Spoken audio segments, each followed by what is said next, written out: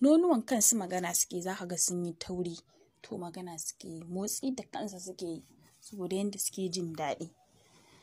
Amma maza wai ku zo wai za ku ci mace ba wani shan nono ba wani kawai ta buɗe muku gindi, haka kawai ake yi. Ai kamar yadda kuke so mace ta sha muku nono, ta sha muku bura, ta yi muku kiss, to haka ita ma mace take so ku ɗan sha ta. To bayan dai ka gama sai ka sauko ƙasa ka zame mata fan ɗinta. Idan ka zame mata fan ɗinta sai ka fara wasa da belinta ɗan tsakanta. Kana wasa da shi da babban ɗan yatsanka sai ka ɗan buɗe ƙafafunta. Sai ka fara tsotsar gindinta.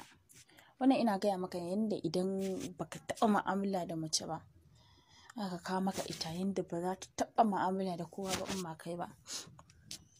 Ka sha gindinta, ka tsotsi gindinta, ka caccaki gindinta da harshenka yadda ka san ka sa buraka.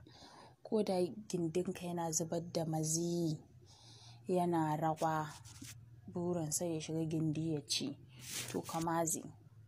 Kai mata irin wannan kiwon, to duk inda kake ta nemo ka, ka ci ta.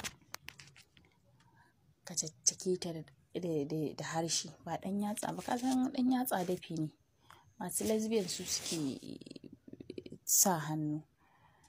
To kai da harshe za ka tsotse ta, ka tsotse ta, ka tsotse ta, ta gama jiƙewa, ka tsotse ruwan nan tas, ka tsotse ruwan gindinta tas. Ta dinga kuka, tana ihu, tana zabura, tana buƙatar da kanta ta dinga janyo ka zura burarka. Kar ka zura.